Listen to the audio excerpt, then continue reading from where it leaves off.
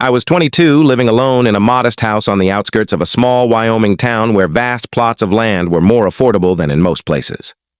It was the summer of 2019, and I was on break from college, jobless, spending my days immersed in video games, YouTube, or Netflix. My house was cozy but isolated, surrounded by woods and fields, with the nearest neighbor a half-mile away.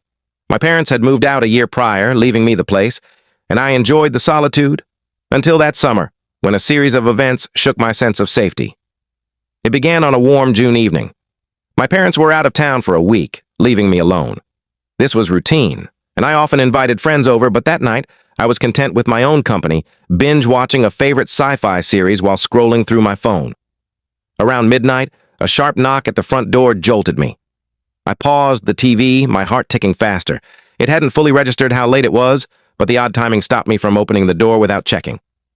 Through the peephole, I saw two men standing under the dim porch light, dressed in dark jackets and jeans, their faces unreadable. They stood still, waiting. I debated calling out to ask what they wanted, which would reveal I was home. Something felt off, so I stayed silent, watching through the tiny lens. After a moment, one spoke in a calm, deliberate voice. "We're here to speak with Mr. and Mrs. Thompson." That wasn't my parents' name. I'd changed it here for privacy, but it was clear they were looking for the homeowners. Confused, I didn't respond. It was too late for any legitimate visit, and their presence felt wrong. They waited, then exchanged a glance and whispered something I couldn't hear. They stepped off the porch, vanishing into the darkness. The outdoor lights were off, and I saw no car headlights or heard any engine, which was strange. My house was miles from town, and walking here seemed unlikely.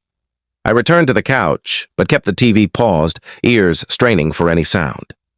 Minutes later, footsteps crunched outside, circling to the side of the house. My pulse quickened. I crept to the back window, peering through the blinds. Two figures pushed through the backyard gate, their silhouettes barely visible in the moonlight. They approached the back door, whispering again, and I heard the faint scrape of metal against the lock. Panic surged.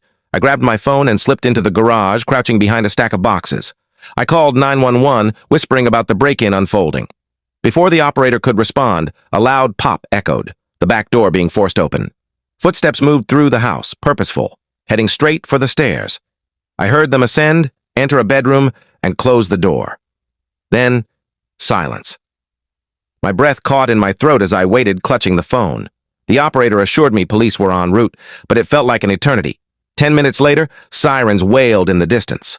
Upstairs, rapid footsteps broke the quiet, followed by muffled arguing.